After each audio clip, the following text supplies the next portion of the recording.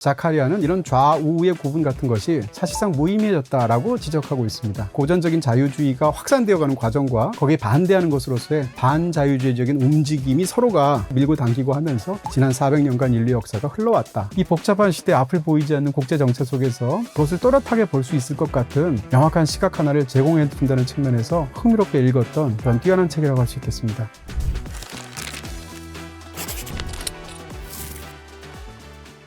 BTV 이동진의 바이아키 안녕하세요. 저는 이동진입니다. 이달의 베스트북 시간입니다. 한 달에 한 번씩 제가 그 한 달 동안 읽은 책 중에서 특히 이제 최근에 3개월 사이에 출간된 그런 신간 서적들을 상대로 해서 그 중에서 가장 제가 감명 깊게 읽고 또 인상적으로 읽고 많이 배우고 무엇보다도 여러분들께 추천드리고 싶은 책을 하나씩 골라서 이달의 베스트북으로 여러분께 소개해드립니다. 이번 달에 제가 읽은 책 중에서 가장 뛰어나다고 생각하는 책, 그리고 가장 많이 배운 책은 바로 이 책입니다. 역사는 어떻게 진보하고 왜 퇴보하는가라는, 미국에서 이제 국제정치 전문가로 또 이제 방송 출연 같은 것들도 CNN 같은 것을 통해서 굉장히 많이 하고요. 그래서 널리 알려져 있는 국제정치 전문가라고 할 수 있겠죠. 바로 파리드 자카리아라는 사람이 쓴 역작이라고 할 수 있습니다. 제가 굳이 이제 역작이라고 표현한 것은 이 책에서 다루고 있는 어떤 시각이나 다루고 있는 내용이나 핵심적인 주제를 다루어 나가는 방식이나 이런 것들이 무척이나 야심차고 굉장히 거대해서 사실 잘못 쓰다 보면 이런 책들은 뭐 저자의 충분한 어떤 것들이 받침되어지지 않으면 용두사미가 되기가 굉장히 쉽죠. 근데 이 책은 상당 부분을 그런 야심찬 어떤 기획뿐만 아니라 성취해낸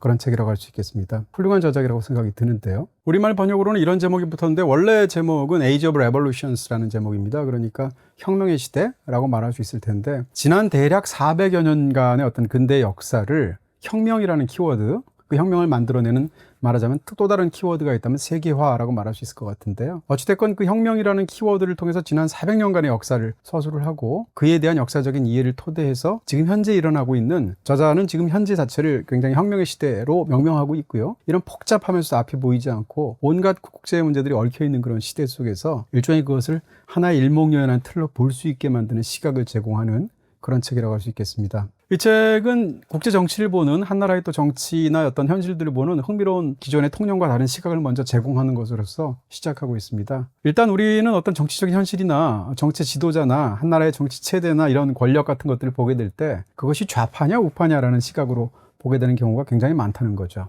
현재도 그렇다는 건데요. 경제적으로 볼 때 좌파라는 것의 의미가 무엇인가라고 했을 때 이 책은 예를 들어서 분배에 집중하게 되고, 그러면서 규제를 두려워하지 않고 그 다음에 이제 강력한 정부를 지향하게 되고, 이런 식의 정책을 펴나가는 어떤 체제, 이것을 이제 좌파적인 정치라고 이야기를 하고 있고요. 반대로 우파적인 정치는 자유시장을 옹호하고 상당 부분 많은 것들을 시장에 맡기게 되고 정부의 권한을 상당 부분 제한하고 이런 체제를 가진 그런 것을 이제 우파라고 이 책에서는 정리를 하고 있습니다. 이렇게 보았을 때 사실은 세상에서 이제 어떤 정부가 들어서게 되면 그 정부나 지도자가 좌파냐 우파냐 이런 것을 우리는 많이 따지게 되지만, 사실은 현대에 와서 특히 지난 십수년간의 상황 속에서 자카리아는 이런 좌우의 구분 같은 것이 사실상 무의미해졌다라고 지적하고 있습니다. 중요한 것은 좌나 우라는 것이 아니고 오늘날 현대 정치 속에서는 사실상 모든 것들이 어떻게 보면 또 다른 축이 필요하다는 건데요. 그 축에 따라서 두 가지 대립항이 있다면 하나는 개방성을 띠느냐 아니면 폐쇄성을 띠느냐라는 것으로서 역사, 지난 400년간이 흘러왔다는 것이고, 또 오늘날 국제 정치를 그런 시각으로 볼 수 있다라고 이야기하고 있습니다. 특히 이제 개방적인 어떤 그런 그 개방성을 띠느냐라는 것을 이제 정치 이념적으로 이야기한다면 고전적인 자유주의라는 것으로 명명을 하고 있는데요. 그러니까 400년간을 어떤 그 정치의 흐름 같은 것을 보게 된다면 사실상 이런 고전적인 자유주의가 확산되어가는 과정과 그럴 때마다 일어나게 되는 어떤 그런 일종의 저항적인,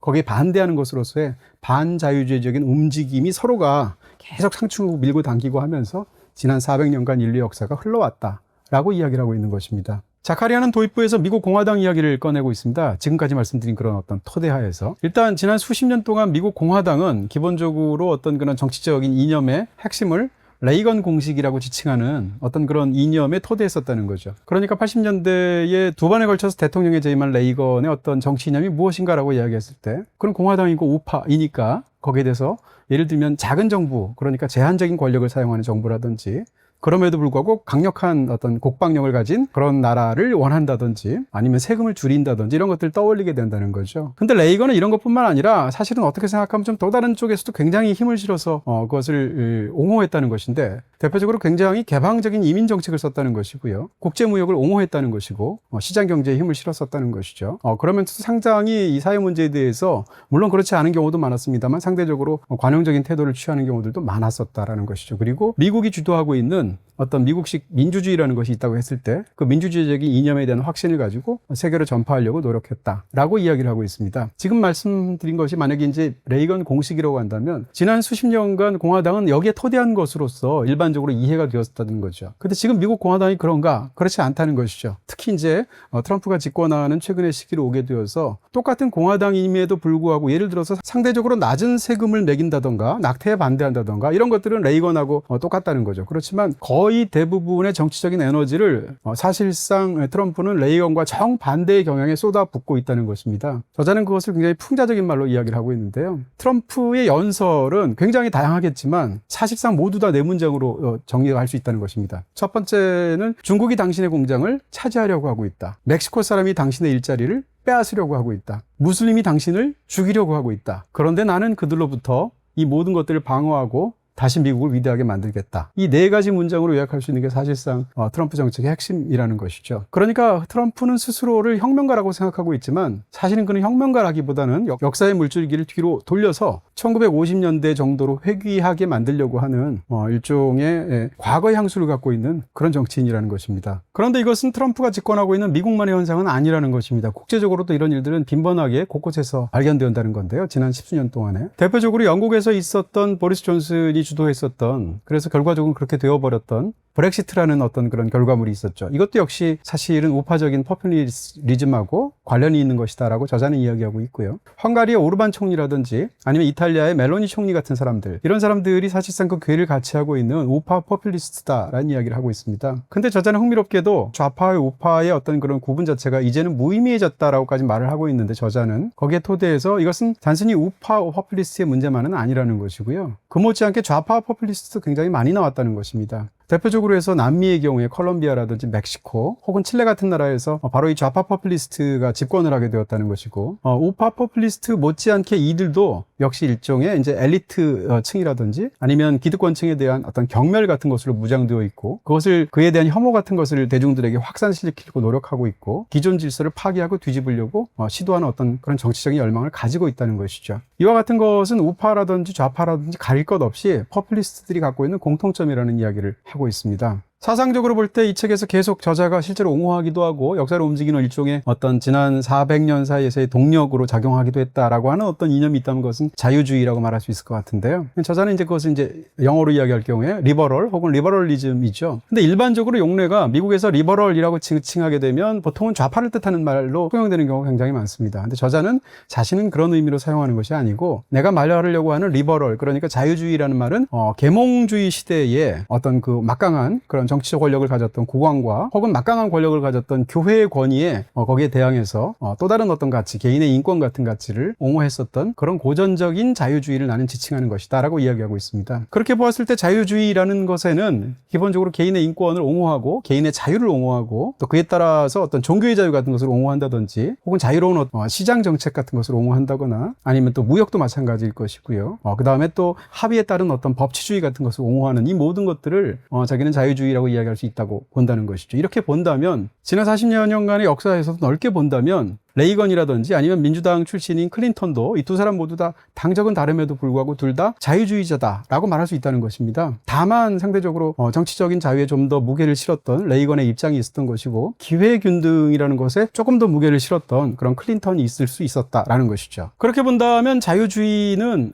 결과보다는 규범에 관한 것이다라고 저자는 이야기하고 있는데, 이게 무슨 얘기인가 하면 어떤 특정 그 선거에서 어떤 사람을, 어떤 정치인을 지지하는 것이 아니라 누구라도 당선되어 올 수 있을 만큼 공정하고도 자유로운 선거를 보장하는 것에 훨씬 더 신경 쓰는 게 자유주의라는 것이고요. 특정한 생각 자체를 지지하는 것이 아니라 어떤 생각이든 그 생각을 말할 수 있을 만한 권리를, 다시 말하면 사상의 자유를 보장할 수 있는 것이 자유주의다 라고 이야기를 하고 있습니다. 근데 이런 자유주의에 반대되는 어떤 그런 물결들이 최근 들어서 지난 10수년간 세계적으로 엄청나게 많아졌다는 것이고요. 그러니까 그것이 좌든 아니면 우든 어느 쪽에 있는 사람이든 그 사람이 퍼퓰리스트라면 이런 어떤 규범에 관한 것, 절차에 관한 것, 합의와 타협에 관한 것들을 다 무시하게 되고 본인이 생각하는 그런 정의롭다라고 생각하는 입장에서 그렇지 않은 쪽에 있는 어떤 의견들의 입을 막으려고 하고 그걸 제도를 통해서 그것을 제한하려고 하고 이런 시도를 하게 된다는 것이죠. 그렇게 본다면 이것은 단순히 좌와 우만의 문제는 아닐 것이다라고 자카리아는 힘주어서 강조하고 있는 것입니다. 그렇게 본다면 지난 400여 년간의 어떤 그런 역사를 보게 되면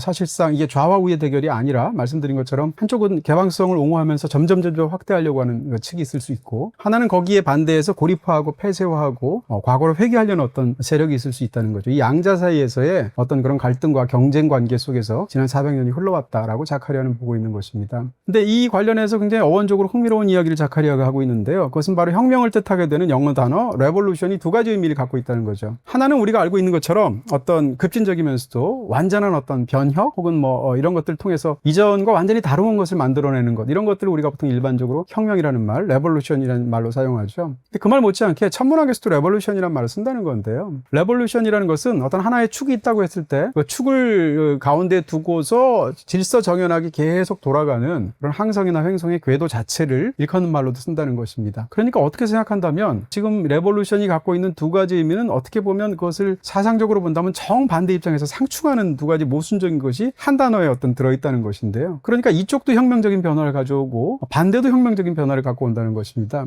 기본적으로 혁명이라는 것은 기술 같은 것이 굉장히 발달하게 됩니다. 그렇게 해서 기술이 고도로 발달하게 되면 그 발달한 기술이 경제 체제를 바꾸게 된다는 것이죠. 그리고 구조를 바꾸게 된다는 것이고 사회 전체에 굉장히 이제 급격한 어떤 변화를 가져온다는 것인데요. 이렇게 기술이 발달하고 경제가 발달하게 되면 그런 급격한 변화 속에서 사람들의 인식까지 바꾸게 되는 건데 이런 바뀐 구조적인 체제 속에서 과연 나는 누구인지를 사람들이 되묻게 된다는 것입니다. 이것을 정체성 혁명이라는 개념으로 설명하고 있는데 그렇게 되면 사회에 굉장히 어떤 들끓는 에너지 같은 것이 있게 되고 그러면 그러한 생각들을 모아서 새로운 정치적인 혁명들이 나타난다는 것이죠. 이런 단계를 밟아서 계속 역사는 혁명을 통해서 굴러간다라고 설명하고 있습니다. 저자는 이 책의 상당 부분에서 그런 역사적인 사실들을 쭉 서술하고 있는데요. 최초로는 이제 네덜란드에 있었던 혁명부터 시작해서 가장 유명한 혁명인 프랑스 혁명을 다루게 되고 그리고 또 산업혁명, 영국에서의 혁명을 다루고 미국 혁명, 그러니까 미국 독립전쟁이죠. 그것을 다루게 됩니다. 이런 과정들을 거쳐서 1945년 이후에 현대의 혁명적인 상황에 대해서 서술하는 것으로서 이 책의 전체적인 구도가 짜여져 있는데요. 지금 짧게 말씀드렸지만 대표적으로 너무 유명한 혁명, 프랑스 혁명만큼 유명한 혁명이 빠졌죠. 바로 러시아 혁명이 이 책에 들어가 있지 않습니다. 제 생각에 러시아 혁명을 뺀 것은 그 혁명사에서 반드시 다룰 만한 어떤 어마어마한 사건임에도 불구하고 이 책에서 다루고 있는 어떤 하나의 관으로서 보아나가는 데 있어서는 러시아 혁명은 삭제해도 된다는 것이죠. 그런 측면에서 이 책은 세상에 지난 400년간에 있었던 혁명들을 세세하게 기록한 어떤 혁명의 역사라기보다는 혁명이라는 틀로서 이 400년의 역사가 굴러온 것을 하나의 명확한 관을 가지고 개방성이냐 아니면 폐쇄성이냐를 놓고 굴러가는 것 자체를 보아내는 것을 핵심적인 것으로 동력원으로 삼고 있는 그런 저술 방식이라고 할 수 있겠죠. 비다이렉트 샵에서는 모두 다 가능. 비다샵 가능. 그런 측면에서 이 책의 전반부에서 집중적으로 묘사하고 있는 것은 바로 네덜란드에서의 최초의 어떻게 보면 고전적 자유주의 혁명이라고 말할 수 있을 것 같은 것에 대한 저자의 설명과 해설입니다. 사실 책 전체를 통해서 제가 가장 재밌게 본 부분이 이 부분인데요. 예를 들어서 프랑스 대혁명이나 러시아 대혁명 같은 경우에는 그에 관한 수많은 책들도 있고 또 거기에 관련된 사실들이 많이 알려져 있기도 하죠. 상대적으로 좀 더 잘 몰랐기도 하고 또 무척이나 이 책 자체가 잘 서술하고 있기도 하고 이를 통해서 어떤 하나의 관이 눈이 탁 트이는 것 같은 그런 생각까지 저한테 전해주기도 했던 부분인데요. 바로 16세기, 17세기 그러니까 16세기 말에서 17세기 초반에 있었던 네덜란드의 혁명에 대해서 지금부터 말씀드리도록 하겠습니다. 17세기 네덜란드는 서구를 중심으로 했을 때 유럽에서 사실은 최부국이었다는 거죠. 가장 부유한 나라였다고 합니다. 당대의 강국이었던 프랑스 같은 나라하고 비교해도 비교되지 않을 정도로 예를 들어서 암스테르담 사람들의 1인당 연소득이 파리 사람들의 1인당 연소득의 4배였다고 합니다. 이럴 정도의 상당한 부를 막강한 부를 네덜란드가 누리고 있었다는 것이죠. 근데 단순히 이런 부만 누린 것이 아니라 당시의 네덜란드는 그 17세기의 어떤 그 유럽 전체의 상황으로 본다면 아주 이질적인 문화, 아주 이질적인 종교, 아주 이질적인 정치 체제를 갖고 있었다는 건데요. 예를 들어서 우리가 이제 보통 17세기 같은 그런 시대를 유럽에서 묘사할 때 절대 왕정의 시대라는 이야기를 하게 됩니다. 루이 14세가 이제 대표적인 인물일 텐데 프랑스 같은 나라, 스페인 같은 나라 이런 이런 나라들을 통해서 이전의 중세 시대에 상대적으로 분권화되어 있는 그런 체제가 있었겠죠. 그런 봉건 체제가 무너지게 되고 17세기까지 오게 되면 절대 왕정이 강화되고 왕의 어떤 권력이 강화가 되면서 또 중앙적으로 굉장히 집권화되면서 이러면서 밀집되는 어떤 그런 시대를 맞게 되죠. 그래서 이제 이걸 절대 군주제의 시대, 절대 왕정의 시대라고 보통 서양사에서 이야기를 하게 되는데요. 근데 이렇게 절대 왕정의 시대가 유럽 전체의 어떤 기본적인 판세였음에도 불구하고 네덜란드는 전혀 당시에 그렇지 않았다는 것입니다. 당시 네덜란드는 총독이 최고 권력자라고 할 수 있지만 이 총독은 선출 권력입니다. 그러니까 임기가 끝나면 그 당시에도 어떤 선출하는 과정을 통해서 총독을 정했다는 것이고요. 그리고 의회도 있었는데 의회에는 굉장히 열릴 때마다 야단스러웠다는 거죠. 왜냐하면 의원들이 격렬하게 자기의 의견들을 토로하는데 거리낌이 없었다는 것이고요. 그리고 상대적으로 중앙 집권보다는 지방 분권화되어 있는 그런 나라였다고 하죠. 그러니까 지방 분권화라는 것은 이제 상대적으로 한 압도적인 예를 들면 수도가 어떤 전체적으로 거대한 포션을 차지하는 그런 나라가 아니라 물론 암스테르담이라는 확고한 도시가 있음에도 불구하고 수많은 작은 소도시로 권력이 이렇게 나뉘어져 있었다는 상황이고요. 이런 상황 속에서 선출 권력에 불과한, 그러니까 자기가 권력을 영원히 줄 수가 없는 그런 제한적인 권력을 갖고 있는 총독이 만약에 중요한 어떤 일들을 시행을 하고 정책을 만들어내려고 한다면 기본적으로 다 곳곳에 산재되어 있는 이 소도시 권력들, 더군다나 이 소도시에서 어떤 무슨 상인협회 같은 것이 굉장히 큰 위력을 발휘하게 되고 의회도 중요하고요. 이런 속에서 그들의 모든 각각 제 권력을 각각의 영토에서 갖고 있는 사람들의 의견을 모아서 총합으로서 어떤 일을 시행해야 된다는 거죠. 그러다 보니까 당연하게도 타협이 중요할 수밖에 없고 그 다음에 어떤 결정을 내리게 될 때 그것을 정책을 해결하고 그에 따른 어떤 비용 같은 것이 생기거나 아니면 과실이 생긴다고 했을 때 그 사후에 그것을 다시 그들에게 나누어 주는 방식으로 혹은 고통을 분담하는 방식으로 나갈 수밖에 없었다는 것이죠. 이런 상황에서라면 국민들 입장에서는 자기가 세금을 왜 내는지도 명확하게 알 수가 있죠. 왜냐하면 이 세금을 내는 결과 그것이 사회적으로 어떻게 쓰인다거나 이것이 어떤 비용을 제한다거나 그래서 최종적으로 어떤 그런 혜택이 나한테 돌아오는지를 알게 되니까 그에 따라서 국민들이 굉장히 그런 부분에 대해서 적극적인 자기 인식을 가질 수밖에 없겠죠. 이런 부분들이 사실은 여타 유럽하고 무척 달랐다는 것이고요. 그렇다면 굉장히 흥미롭게도 아니 그러면 왜 하필이면 그것이 다른 나라도 아니고 네덜란드에서 그랬을까? 왜 네덜란드만 유달리 튀어나온 어떤 그런 문화를 갖고 있었을까라는 것에 대한 이 책에서의 분석입니다. 사실은 네덜란드 이전에도 유럽에서의 어떤 강국들이 있었죠. 특히 이제 세계화라는 키워드가 이 책에서 너무나 중요하게 되는데 진정한 의미에서의 세계화의 시작을 사실상 15세기로 봅니다. 물론 이전에도 비단길 같은 것들이 있어서 동서가 교류한다든지 이런 방식은 있었죠. 그럼에도 불구하고 훨씬 더 전면적인 세계화는 사실상 15세기, 그러니까 대항해 시대부터 시작되게 되는데요. 여러분들도 잘 알고 있는 것처럼 이것을 시작한 나라는 포르투갈이었습니다. 그러니까 그 이전에 중세 말기부터 시작해서 굉장히 이제 강력한 당시에 지중해 무역의 패권을 갖고 있었던 건 예를 들면 베네치아 공화국 같은 곳이죠. 그런 도시 국가들이었을 텐데 그러다 보니까 여러분이 지도에서 보시게 되면 포르투갈이나 스페인은 이 지중해의 서쪽 끝에 위치하고 있죠. 이런 상황에서 그 당시에는 아메리카가 있다는 걸 몰랐기 때문에 무역을 하려면 서쪽 끝에서 동쪽 끝에 있는 데까지 가서 거기서 한참 육로나 해로로 가서 인도나 중국까지 가서 이제 교류를 해야 되는 것이죠. 근데 그 중간쯤에서 강력한 도시국가인 베네치아 같은 국가가 사실상 무역의 어떤 과실을 다 가져가고 있으니까 포르투갈이나 스페인 같은 나라는 소외될 수밖에 없겠죠. 이런 상황 속에서 야심을 갖고 포르투갈에서 15세기부터 아니 그렇다면 못 돌아가게 하면 밑에 아프리카가 있는 것은 아니까 아프리카 쪽으로 해서 돌아서 인도로 가면 되지 않을까. 그럼 지중해를 거치지 않고 그래서 탐험을 시작하게 되죠. 그러다가 여러분들이 잘 아시는 것처럼 희망봉을 발견하게 된다던가 바스쿠 다가마 같은 사람이 인도로 가는 항로를 발견하게 된다던가 이렇게 되죠. 그러면서도 무엇보다도 그 과정에서 결정적으로 포르투갈에 뒤이어서 옆에 있던 나라인 스페인이 이탈리아에서 온 콜럼부스에게 그 선단을 주어서 마침내 아메리카까지 발견하게 되는 것입니다. 그러니까 포르투갈과 스페인이 이런 아메리카를 발견하고 그 이후의 어떤 과정을 통해서 16세기 굉장한 부국이 되는데요. 그런 굉장한 부국이 되었을 때 이것이 스페인과 포르투갈에서 어떻게 가능했는가를 먼저 물어볼 수 있습니다. 저자는 굉장히 흥미롭게도 사실은 이것은 제레드 다이아몬드의 책의 총균수에도 나오는 내용이기도 한데요. 유럽의 지리적인 특성에서 찾고 있습니다. 무슨 이야기인가 하면 유럽은 상대적으로 산지가 굉장히 많습니다. 강도 많고요. 그리고 무엇보다도 숲이 굉장히 무성합니다. 이런 상황 속에서 어떻게 말하면 이제 각 지역별로 이 권력이 나누어질 수밖에 없는 그런 구조를 지형을 갖고 있었다는 것이고요. 이런 지형 때문에 상대적으로 전투를 벌인다 하더라도 공격이 방어보다 훨씬 더 어렵다고 하죠. 왜냐하면 이제 공성전 같은 걸 벌이게 될 때 지키는 쪽에서 훨씬 더 힘을 힘을 덜 들이면서도 상대적으로 더 유리한 위치를 차지할 수 있다는 것이죠. 바로 그렇기 때문에 한 번의 정복 사업으로 이렇게 평정이 되는 그런 상황이 생겨나지 않고 곳곳에서 수많은 분쟁들이 계속 빈발할 수밖에 없고, 이렇게 빈발하고도 전쟁이 다른 어느 대륙보다도 많았던 그런 역사를 갖고 있기 때문에 전쟁 기술이 발달할 수밖에 없었다는 것이죠. 그리고 아까 말씀드린 것처럼 대항해 시대를 여는 이유가 있었기 때문에 지리적인 그 과정 속에서 항해술이 발달하게 되고 선박 제조술이 발달하게 되고 나침반을 만드는 기술부터 시작해서 수많은 기술들이 발달하게 되었다라는 것입니다. 이런 과정 속에서 손쉽게 그 이후로 이제 아메리카를 정복한다던가 아니면 그 이후의 상황 속에서 서구가 자신의 어떤 힘을 강력하게 뻗쳐가면서 스스로의 이익을 차지하거나 착취하게 되는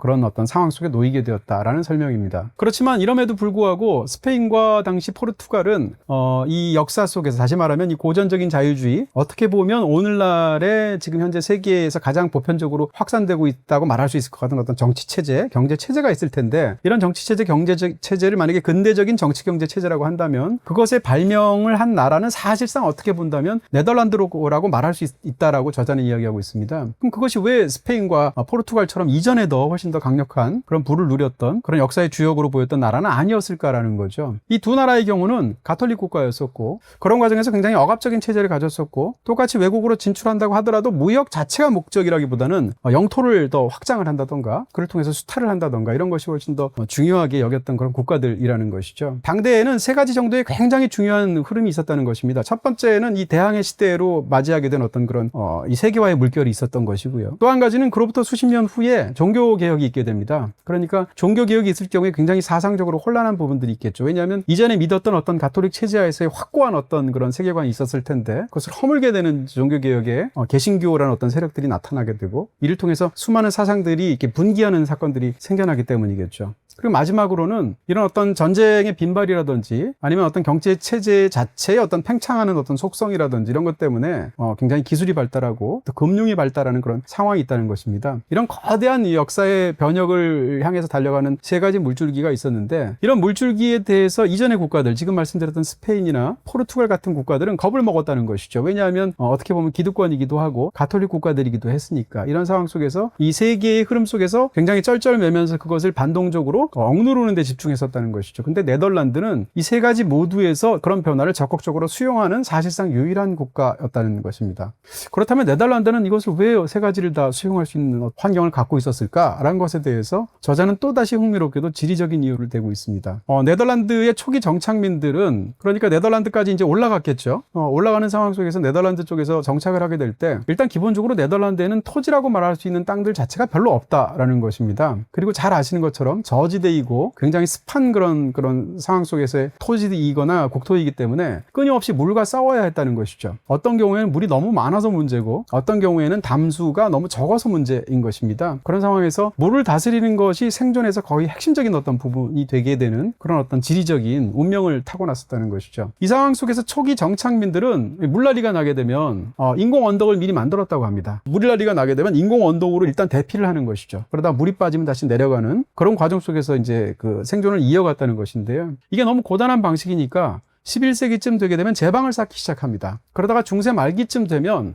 아예 그 제방을 쌓고 개간을 해서 이것을 메워서 국토를 넓혀가는 작업을 하게 되는 것이죠. 우리가 이제 중세 시대의 어떤 경제 체제를 장원제라는 말로 설명하고 있습니다. 그러니까 소수의 권력자, 예를 들면 교회라든지 왕이라든지 아니면 귀족들 같은 사람들이죠. 이 사람들이 소유하고 있는 땅이 있는데 이 땅에서 일을 하는 사람들은 농노들이죠. 그렇게 해서 이제 이 권력들이 혹은 또 경제 체제가 이어가는 방식들을 설명할 수 있을 텐데, 기본적으로 네덜란드에는 장원제 자체가 발달할 수 없었다는 겁니다. 왜냐하면 애초에 장원제를 발달시킬 만한 그런 토지 자체가 없었다는 것이고요. 그 다음에 말씀드리는 것처럼 개간 작업을 통해서 토지를 만들기도 했는데, 개간을 하게 되면 수많은 사람들이 달려들어서 바다를 메우고 이런 과정을 통해서 토지를 만들겠죠. 그런 개간해낸 수많은 사람들로 그 토지에 대한 권력이 나누어질 수밖에 없다라는 것이죠. 그러니까 어떤 소규모의 귀족이 토지를 독점하는 일은 없게 되고, 수많은 사람들이 토지에 대해서 어떤 자신의 일정한 권리들을 갖게 되는 그런 체제가 자연스럽게 자리 잡게 되었다라는 것입니다. 또 한 가지 중요한 어떤 포인트가 있다면 그것은 도시화가 다른 나라랑 비교할 수 없을 정도로 진전되어 있었던 국가가 바로 네덜란드였다라는 것입니다. 그러니까 17세기 초에 이미 네덜란드에서는 도시에 사는 사람이 도시에 살지 않는 사람보다 많았다고 합니다. 이미 도시화가 50%를 넘었다는 것인데요. 그로부터 한참 뒤인 100년이 지나서 프랑스에서의 도시화 정도가 8%였다고 하죠. 그러니까 이미 100년 전에 50%를 넘은 국가와 100년 뒤에 8%밖에 되지 않는 농촌 중심의 어떤 그런 사회 사이에서의 어떤 그 분위기나 상황은 굉장히 큰 차이가 있겠다라고 말할 수 있을 것입니다. 게다가 사상적인 측면까지 들 수 있습니다. 그러니까 종교개혁이라는 어떤 유럽을 전란에 휩싸이게 만들고 사상적으로 완전히 바꾸게 만들었던 그런 거대한 혁명이 있게 되는 것인데요. 이 종교개혁이 있으면서 유럽의 북쪽으로는 이 가톨릭의 탄압을 피하게 된 사람들이 북쪽으로 정착하는 일들이 점점점 늘게 됩니다. 그러니까 네덜란드에는 당시에 각국으로부터 왔던 이 개신교 난민들이 무척이나 많았다는 것인데요. 이 개신교 난민 중에서는 우리 역사에 남아있는 철학이라든지 과학에서의 거인들이 무척이나 많습니다. 대표적으로 스피노자 같은 사람을 얘기할 수 있죠. 스피노자는 뭐 철학의 거인일 텐데 스피노자의 아버지는 바로 포르투갈 사람이었는데 포르투갈에 살고 있는 유대인이었습니다. 당시에 이제 이베리아 반도에서는 굉장히 유대인을 이제 탄압하는 정책들을 썼기 때문에 유대인에 대한 어떤 탄압을 피하기 위해서 정착한 곳이 네덜란드였었고 그 아들로 태어난 사람이 스피노자입니다. 데카르트처럼 근대 철학에서 너무나 중요한 위치를 차지하고 있는 사람은 이제 프랑스 사람이지만 프랑스가 워낙 억압적인 환경을 갖고 있으니까 자기 생애의 대부분을 사실상 네덜란드에서 살아갔습니다. 이런 방식으로 자유로운 사상이 거리낌 없이 이야기할 수 있다는 측면에서 사실은 네덜란드는 이 사상이나 과학에 있어서의 가장 그 훌륭한 부분들이 꽃 피어날 수 있는 그런 자양분을 갖고 있는 상황이었다 이렇게 설명드릴 수가 있겠죠. 근데 이런 상황은 당연히 주변국과 갈등을 빚을 수밖에 없겠죠. 그런 상황 속에서 네덜란드는 16세기 말에 독립을 선언하게 되는데 그 16세기 말에 독립을 선언하기 전까지 네덜란드를 차지하고 있었던 것은 그로부터 세금을 걷어들이고 지배하고 있었던 것은 바로 스페인입니다. 스페인의 합스부르크 왕가였던 것인데요. 이 스페인의 합스부르크 왕가가 16세기 들어서 네덜란드가 점점 발전하는 가운데 세금을 늘리게 됩니다. 그러니까 네덜란드 사람들이 거기에 대한 불만이 폭증하게 되고 더군다나 사상적으로 양쪽은 너무나 큰 차이가 있게 되죠. 종교적으로. 스페인은 굉장히 강고한 그 가톨릭 권력 그리고 또 이제 가톨릭적인 신앙이 지배하고 있는 그런 나라라고 얘기할 수 있을 것 같은데요. 반면에 네덜란드는 말씀드린 것처럼 개신교에 대해서 가장 관용적으로 널려 있었고 실제로 국민들의 상당수가 깔뱅주의자 그러니까 켈비니즘 개신교도들이라고 말할 수 있는 그런 사람들이 주를 이루고 있었다는 것이죠. 이런 상황 속에서 이 가톨릭에 대한 굉장히 많은 반감들을 네덜란드 사람들이 갖게 되고 스스로를 네덜란드 사람으로 인식하게 되고 이제 정체성 혁명이라고 말씀드릴 수 있겠죠. 그 과정 속에서 1566년에 굉장히 과격한 어떤 폭동이 있게 됩니다. 그러니까 이 깔뱅주의자들이 이 일군의 사람들이 이 네덜란드에 있는 그 가톨릭 교회를 쳐들어가서 성상들을 파괴하고 성인상 같은 것들이죠. 성인상 같은 것들을 파괴하고 심지어는 기록에 따르면 성찬식에 쓸 수 있는 그 보통 예수님의 몸이라고 하는 그 성찬용 빵에다가 소변까지 보게 됩니다. 그 과정 속에서 이런 것들을 참을 수 없게 된 이 가톨릭 국가인 스페인에서 이 수많은 네덜란드 사람들을 진압하고 또 학살하는 과정 속에서 스페인에 대한 반감이 생기게 되죠. 그 본격적으로 그로부터 독립전쟁이 생겨나게 됩니다. 이런 네덜란드 독립전쟁은 무려 80년간 지속되게 되는데 이 독립전쟁을 일컬어서 흔히 80년 전쟁이라는 말을 쓰기도 하죠. 그래서 1648년도에 사실상 이 전쟁이 끝나게 되죠. 이것은 사실은 어떻게 보면 이제 30년 전쟁이라는 또 다른 전쟁이 끝나는 해도 1648년이기도 하고 지리적으로 겹치기도 하고 해서 이것을 30년 전쟁의 일부로 80년 전쟁의 후반부를 보는 그런 역사적인 견해들도 있습니다. 어찌됐건 이런 과정 속에서 마침내 네덜란드는 독립하게 되는 것인데요. 흥미로운 것은 당시 네덜란드는 지금의 네덜란드와 벨기에를 합친 정도의 면적이었었습니다. 상대적으로 남쪽은 조금 더 비교적 상대적으로 가톨릭교도가 많았고 북쪽은 더 개신교도가 많았는데 이 스페인과 독립전쟁을 치르는 과정 속에서 이 남쪽은 스페인 쪽의 입장을 편들게 됩니다. 결국. 그리고 북쪽은 끝까지 항거해서 독립하게 되죠. 그렇기 때문에 이것이 사실상 민족적으로나 어떤 역사적으로는 같은 뿌리를 공유하고 있는 어떤 거대한 집단이 벨기에와 네덜란드로 나뉘어서 두 개의 국가로 되게 된 결정적인 사건이 바로 이때 일어나게 되는 것이죠. 거기다가 동시기에 이 네덜란드에서는 기술이 굉장히 엄청나게 발달하게 되는 여러 가지 이유가 있습니다. 대표적으로 그 당시에 어업에서 가장 중요한 생선은 청어였다고 하는데요. 이 청어를 잡기 위해서 이제 많은 이제 배들이 가서 잡아오게 되는데 그런 비용들을 대고 하기 위해서 수많은 투자자들이 이제 배에마다 출항할 때마다 거기에 대해서 투자라는 방식으로 과실을 거둬들였다는 것이죠. 근데 문제는 당시의 풍토 속에서는 당시의 상황이나 기술적인 한계 속에서는 배가 출항을 했다가 침몰하는 경우가 굉장히 많았다는 것입니다. 그런 상황에서 어떤 배에다가 내가 투자금을 전부 다 얹었는데 그 배가 침몰하게 되면 자기는 완전히 돈을 날리게 되니까 굉장히 투자가 위험해지게 되죠. 이런 투자의 위험을 분산시키기 위해서 투자를 하려는 사람들의 돈을 다 모읍니다. 모은 상태에서 그것을 다시 수많은 출항하는 배들로부터 나누는 것이죠. 이런 방식으로 위험을 분산시키고 그로부터 보험업이 발달하게 되고요. 동인도 회사라는 것이 있게 되는데, 이 동인도 회사는 세계 최초로 이 공개 시장에서 대중들을 상대로 해서 주식을 팔았던 그 최초의 회사로 기록이 되어 있습니다. 그러니까 주식 거래소가 굉장히 발달하게 되고요. 그 과정 속에서 동인도 회사는 세계 최초의 어떻게 보면 다국적 기업 혹은 당시에 세계의 가장 그 거대한 규모였던 회사였던 것으로 기록이 되고 있는 것인데요. 물론 이런 이 동인도 회사는 역사적으로도 나중에 가면 굉장히 큰 해악을 끼치기도 하죠. 이런 부분도 있겠습니다만, 어쨌건 이와 같은 어떤 금융업에서의 어떤 굉장히 발달한 부분들, 기술적인 발달들, 우리가 네덜란드 하면 자동적으로 떠올리게 되는 것이 풍차일 텐데, 이 풍차라는 것이 원래 풍차를 돌아가면 가장 많이 사용하는 것은 도정이었습니다. 그러니까 이제 곡식을 이제 도정하는 작업인 거죠. 그 다음에 이제 이 네덜란드의 어떤 지리적인 특성 때문에 물을 퍼낼 때 그걸 사용하죠. 동력을. 그래서 일종의 양수기 역할을 했을 때 그 양수기에 관한 동력을 공급하는 것으로서 풍차를 초반에는 활용하게 됩니다. 그러다가 이 풍차를 나중에는 나무를 통해서 이제 그걸 다듬어서 목재를 만들고 가구를 만들고 선박을 만드는 어떤 제재소의 역할 혹은 선박 제조술로까지 이어지게 되고, 이 모든 것들이 이어서 굉장히 강력한 어떤 항해술이나 아니면 지금 말씀드렸던 어떤 선박 제조술 같은 것에 발달로 이어지게 되죠. 그래서 네덜란드가 기록한 최초의 것들이 굉장히 많습니다. 일단 범죄를 내쫓기 위해서 현대사회에서는 도시에 가로등 같은 것이 있게 되죠. 근데 이렇게 공공 가로등을 세계 최초로 설치한 나라도 역시 네덜란드입니다. 그리고 비교적 다른 나라에 비하면 상당히 깨끗한 상수원, 그러니까 상수도가 있었고요. 그리고 대중교통도 있었습니다. 그러니까 선박들을 이용한 그런 부분까지 있었을 정도로 당시 네덜란드는 유럽 전체적으로 보아도 굉장히 다르면서도 혁신적인 부분들을 무척이나 많이 갖고 있었다는 것이죠. 하지만 아까 제가 초반에 자카리아가 이야기를 했던 것처럼 레볼루션에는 항상 두 가지 속성이 있어서 어떤 급격한 변화가 설사 굉장히 좋은 그런 어떤 영향을 끼친다 할지라도 반드시 역작용 같은 것이 있게 마련이고요. 또 인간은 그런 급격한 변화를 견딜 수가 없는 동물이기도 하다는 것이죠. 바로 그렇기 때문에 이렇게 잘 나가던 네덜란드, 이거 대략 한 150년에서 200년 정도 되는데요. 이 기간에도 불구하고 네덜란드 사람들은 극심한 혼란을 실제적으로 느끼게 됩니다. 왜냐하면 사회 변화 속도나 이런 것들이 너무 빠르기 때문에, 더군다나 상대적으로 거기에 잘 적응했던 훨씬 더 무역에 더 중요했었던 그런 고해안 소도시들이 있었던 반면에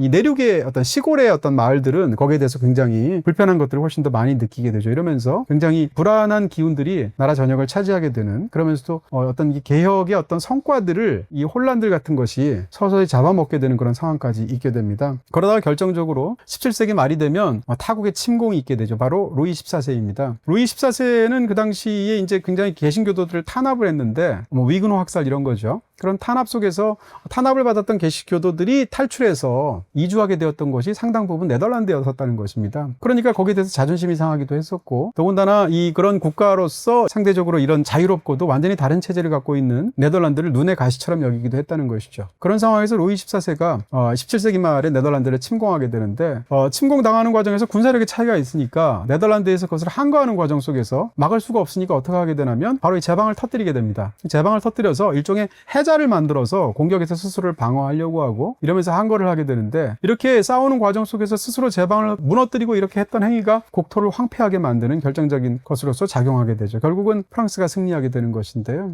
사실은 이렇게 최초의 인류 역사상 고전적 자유주의가 가장 강력하게 자리를 잡았던 국가가 네덜란드인데, 이런 어떤 전쟁사를 통해서 사실은 그 자유주의의 물결이 꺼질 수도 있었다는 것이죠. 하지만 저자는 루이 14세가 실수를 했다 이렇게 말을 하게 되는데, 당시에 침공을 하고 돌아가는 과정 속에서 원래 이 네덜란드의 어떤 그 정치 권력을 그 당시에 장악하고 있었던, 물론 분권적이면서 상대적으로 제한적이었겠지만 자유주의적인 정부가 있었습니다. 그런데 그 자유주의 정부를 없앴기 때문에 침공을 통해서 그 다음에 이제 그 권력을 차지하게 된 것은 이제 오란의 가문인 건데요. 우리가 보통 오렌지공 윌리엄이라고 이야기를 해서 역사 속에 남아 있죠. 그런 과정 속에서 오란의 가문의 이제 빌렘 3세가 최고 권력자로 등극을 하게 되는데, 어차피 그 사람은 그 당시에 22살밖에 되지 않고, 더군다나 당시의 상황 속에서 이 자유주의적인 이전의 정부에 비하면 훨씬 더 보수적으로 보이기도 하고, 내가 이대로 물러가게 되면 승전한 상황 입장에서 네덜란드는 프랑스의 곡두각시가 될 수도 있을 것 같고, 이런 것들 오판을 했다는 것이죠. 그래서 그걸 그대로 그냥 두고 권력을 차지하게 두었다는 것인데요. 근데 빌렘 3세는 루이 14세가 생각했던 그런 사람이 아니었다는 것이죠. 빌렘 3세는 그 네덜란드의 권력치고는 이 군주제를 옹호했다는 측면에서 굉장히 특이한 사람이었지만, 그럼에도 불구하고 의회에 대해서 굉장히 관용적이었다거나 생각들 같은 것이 물리적이나 많이 열려있었던 사람이었다는 것이죠. 이런 상황 속에서 이제 빌렘 3세가 또 영국의 역사 속에서는 윌리엄 3세가 됩니다. 영국의 국왕이 되는 어떤 일이 벌어지게 되는데, 자기가 국왕이 되는 어떤 직후에 영국에서 거대한 사건이 있게 되는데, 되는데 그것이 바로 권리장전, 그러니까 명예혁명이죠. 그 속에서 권리장전을 승인하게 됩니다. 영국 왕이 된 빌레임 3세가. 그렇게 권리장전이 이제 피를 흘리지 않았다는 의미에서 이제 명예혁명이라는 말을 쓰게 되는 그 사건까지 이어지게 되는데, 그 명예혁명의 결과로 우리는 알고 있는 지금의 영국, 그러니까 의회의 권력이 굉장히 강고해지는, 그러면서 우리가 이제 의회 민주주의를 생각하게 될 때 떠올리는 어떤 모델들로 발전하게 되는 것이죠. 자카리아의 시각은 명확합니다. 그러니까 네덜란드에서 태동되었던 이런 고전적인 자유주의적인 어떤 정치체제, 경제체제가 그대로 사실상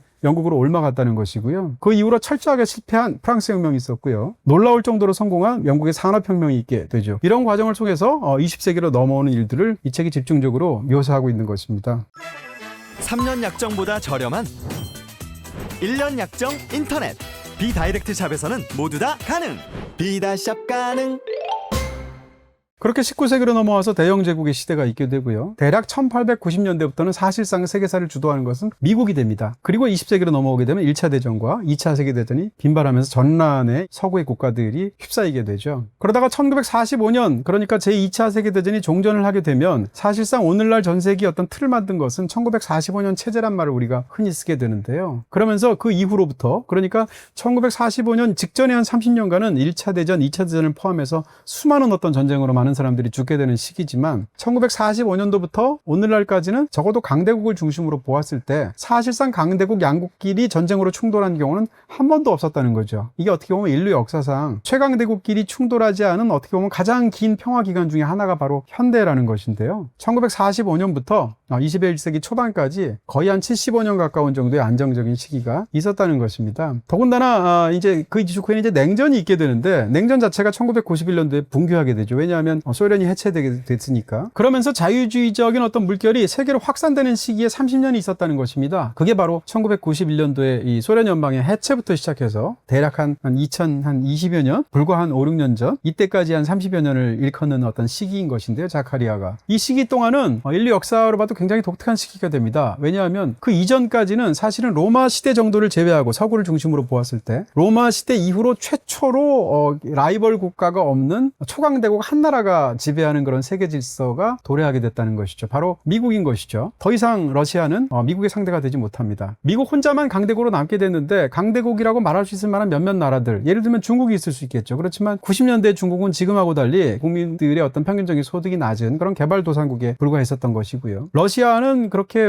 연방 체제가 붕괴되는 상황 속에서 나라가 급전직하로 힘을 잃어가는 그런 시기였었던 것이죠. 또 다른 어떤 라이벌이 있다면 경제적으로 독일이라든지 일본을 들 수 있겠지만, 독일은 통독 직후이기 때문에 그런데 신경 쓸 여력이 없었다는 것이고, 잘 아시는 것처럼 80년대 말 90년대 초부터 일본은 기나긴 불황의 터널 속으로 들어가게 됩니다. 이러니까 사실은 전 세계를 통틀어서 미국의 라이벌이다, 미국의 경쟁 국가다라고 말할 수 있을 만한 나라가 거의 30여 년간 존재하지 않는 미국의 일극 체제가 사실은 세계를 지배하게 된다는 것입니다. 이 과정 속에서 미국적인 어떤 이상은 세계적인 이상으로 많은 나라들에서 확산되게 됐다는 것이고요. 예를 들면 민주주의라든지 아니면 굉장히 어떤 개방적인 무역 행태라든지 시장에 대한 어떤 그런 확고한 믿음이라든지 뭐 이런 것들이죠. 아니면 법치주의라든지 이런 것들. 그렇게 자유주의적이고 민주주의적인 어떤 그런 경향이 전 세계적으로 확산되어 오면서 각국의 어떤 정치 체제가 바뀌게 되는 그런 거대한 어떤 혁명의 물결들이 생겨나게 됐다는 것입니다. 하지만 항상 이 두 가지 속성이 이제 있다고 그랬죠. 그런 상황 속에서 이런 흐름을 되돌리려고 하는 어떤 또 다른 움직임이 계속 충돌을 하게 되죠. 그것이 바로 최근에 5년, 10년 사이에서의 일이라는 것입니다. 그러니까 지금 지난 5년, 10년간의 사이에서의 일은 일종의 지정학적인 혁명이라고 이제 저자는 지칭을 하는데, 근대 이후의 지정학적인 혁명은 역사상 3번 있었다는 것입니다. 한 번은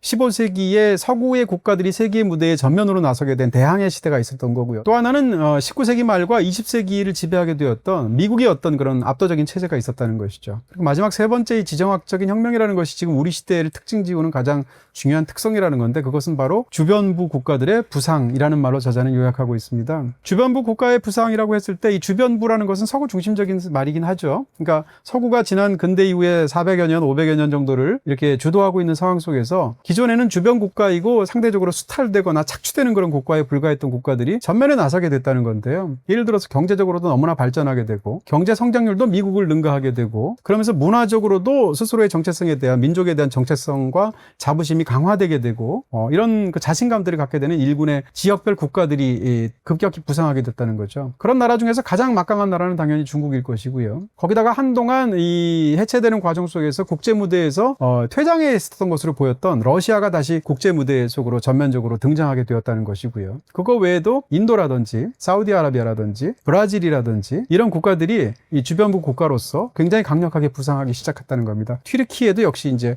저자는 이야기하고 있고요. 이런 과정 속에서 한국에 관한 이야기도 나옵니다. 그러니까 기존에는 미국 중심적인 상황 속에서 미국의 대중문화라든지 미국의 문화가 세계 표준처럼 작용했지만 이제는 그것이 굉장히 달라졌다라는 것으로서 한국의 대중문화가 위력을 발휘하고 있는 현재에 관한 그런 이야기 또한 이 책에서 일정 부분 묘사가 되고 있습니다. 이렇게 미국의 일극 체제가 서서히 붕괴되고 주변 국가들이 극적으로 부상하게 된 데에는 사실은 미국의 책임이 있는 것도 있고 그 바깥에서의 변화가 있는 것도 있다는 것이죠. 일단 미국이 잘못한 부분도 굉장히 많다는 것입니다. 예를 들어서 미국의 군사력에 대한 전 세계인의 확신이나 신화가 있었습니다. 근데 9.11 이후에 미국이 아프가니스탄 전쟁을 벌이게 되고 이라크를 침공하게 되는데 이 과정 속에서 이것이 깨지게 되었다라는 것이고요. 이라크에서의 반군들조차 제대로 진압하지 못했으니까. 더군다나 이라크를 침공하는 과정 속에서 미국적인 이상 같은 것이 있습니다. 그것은 규범에 의한 질서라는 것일 텐데 스스로가 미국이 규범을 깨게 되었죠. 침공의 이유라든지 이런 여러 가지 이유들을 통해서. 바로 그런 것 때문에 미국 자체가 그렇게 내세웠던 어떤 질서가 상당 부분 내적으로 훼손되었다 이렇게 얘기하고요. 경제적으로는 2008년도에 금융위기가 생기면서 미국의 경제력, 미국의 경제체제에 대한 의구심을 세계인들이 갖게 되었다는 것입니다. 더군다나 이제 트럼프까지 집권을 하게 됨으로 인해서 도덕적인 어떤 정당성 같은 것에 대해서 세계인들이 인정하지 않는 경우가 굉장히 많게 되었다는 것이고요. 그 외에도 많은 뉴스를 통해서 접하게 되는 마약 문제라든지 아니면 총기류 난사 문제라든지 아니면 점점점 더 강화되어 가고 있는 불평등 문제라든지 이런 걸 통해서 미국이라는 국가가 갖고 있는 영향력이 전 세계적으로 굉장히 상당 부분 훼손되게 되었다는 것입니다. 하드 파워는 그렇지 않다는 건데요. 그러니까 하드 파워라고 우리가 말할 수 있는 뭐 군사력이라든지 경제력 같은 것이 있을 텐데 GDP 같은 거 이런 것들은 미국이 아직도 강고하다는 거죠. 그럼에도 불구하고 미국이 갖고 있는 힘은 여전하지만 미국이 다른 나라에 미칠 수 있는 영향력은 굉장히 많이 줄었다는 건데 이런 것들은 지금 말씀드렸던 미국의 패착들, 미국의 잘못된 정책들 이런 것들하고 관련되어 있다라는 것이죠. 근데 이것뿐만이 아니라는 것이죠. 사실은 바깥에서의 변화가 더 크다는 건데 그게 말씀드린 것 같은 주변국 국가들에서 일어난 거대한 변화들인 것입니다. 근데 이런 주변 국가에서 일어났던 변화들은 굉장히 긍정적인 측면이 물론이나 굉장히 많을 것이고 그렇지만 그 외에도 또 다른 어떤 그늘 같은 것이 현대에 존재하게 되는 것인데요. 예를 들면 중국 같은 경우에 중국이 사용하고 있는 패권국으로서의 굉장히 난폭한 행동들 같은 것을 이 책은 지적을 하고 있습니다. 더군다나 중국은 미국과 달리 사실상 동맹국이 없는 국가입니다. 그리고 전 세계적으로 보면 의제를 설정할 만한 어떤 그런 능력을 갖고 있지 않는 나라이고 주변국과 굉장히 많은 갈등을 일으키고 있고 전 세계로부터도 어떤 정책에 대해서 의구심을 사고 있는 부분들이 굉장히 많다는 것이죠. 러시아는 말할 것도 없다는 겁니다. 러시아는 이제 중국은 사실상 미국의 경쟁자로 부상한다고 이 책은 표현을 하고 있는데 러시아는 세계 질서의 회방꾼으로서 등장했다는 표현을 쓰고 있습니다.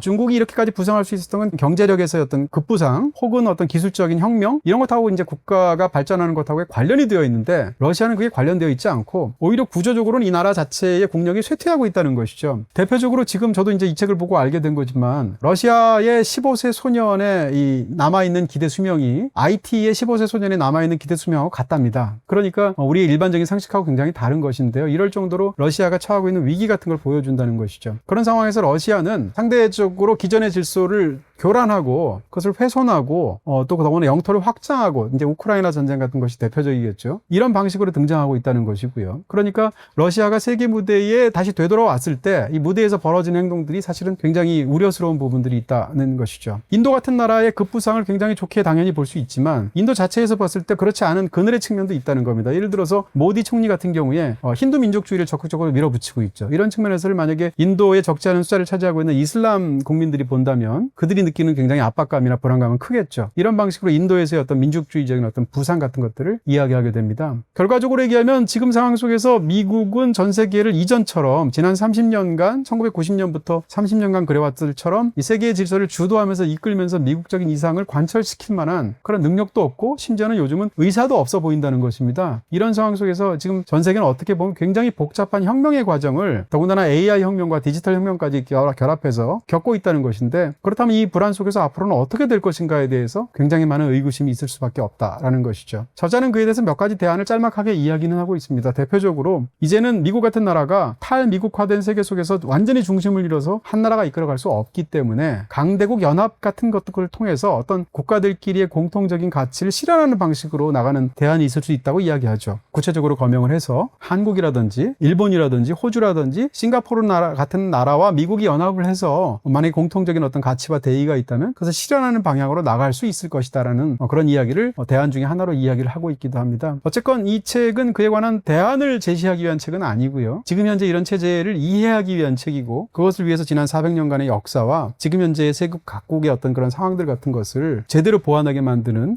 그런 시선을 제공하는 굉장히 훌륭한 책이다 이렇게 얘기할 수 있겠습니다. 물론 이 책에도 한계가 있을 수 있습니다. 저자 자체는 사실은 인도에서 태어난 사람이고 그를 통해서 이제 이민을 통해서 미국에서 확고한 어떤 국제 정치의 전문가로 자리 잡게 된 그런 사람인데요. 근데 이 사람이 갖고 있는 시각 자체 그것이 아무리 굉장히 진보적인 생각을 갖고 있다 할지라도 사실은 이제 이 미국인이 전 세계를 바라보는 그런 것이다라는 어떤 것을 당연히 전제할 수밖에 없는 부분이 있을 것이고요. 이 책에서는 미국의 공화당에 관한 이야기는 굉장히 많습니다. 그렇지만 미국의 민주당에 관해서는 거의 이야기를 하지 않습니다. 뭐 이런 부분이 있다던가 혹은 애초에 자유주의에 대한 굉장히 열렬한 어떤 확고한 믿음 같은 것을 저자가 갖고 있는데 여기에 대해서 다른 생각을 갖고 있는 사람이 있을 수도 있겠죠. 이런 어떤 여러 가지 부분들이 있어서 당연히 국제 문제를 진단하는 단 하나의 해답과 가장 훌륭한 하나의 시각이란 건 존재하지 않겠죠. 그럼에도 불구하고 이 복잡한 시대에 앞을 보이지 않는 국제 정세 속에서 그것을 또렷하게 볼 수 있을 것 같은 하나의 일종의 대안적인 시각, 명확한 시각 하나를 제공해 준다는 측면에서 저로서도 무척이나 흥미롭게 읽었던 그런 뛰어난 책이라고 할 수 있겠습니다. 네, 오늘 방송 이야기하다 보니까 상대적으로 네덜란드 나라가 집중적으로 조명된 느낌이 있습니다. 물론 네덜란드가 세계사에 기여한 엄청난 그런 부분이 있을 것이고 또 그것 외에도 네덜란드가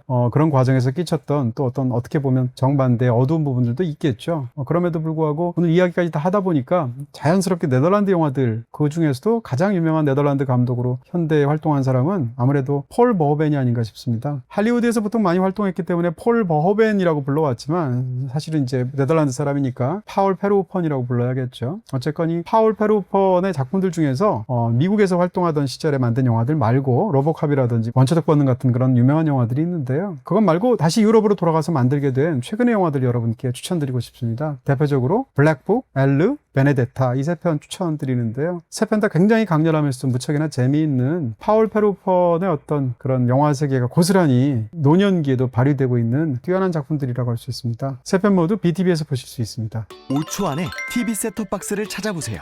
5, 4, 3, 2, 1. 정답은 TV 뒤. 감쪽같이 숨어있죠? 선 없이 더 깔끔하게. 어디서든 자유롭게. SK 브로드밴드의 초소형 셋톱박스 스마트 3 미니. 지금 SK 브로드밴드 기가 인터넷과 BTV를 신규 가입하면 이동식 TV까지 무료. 이것이 바로 BTV 무빙. 비다이렉트 샵에서는 모두 다 가능. 비다샵 가능.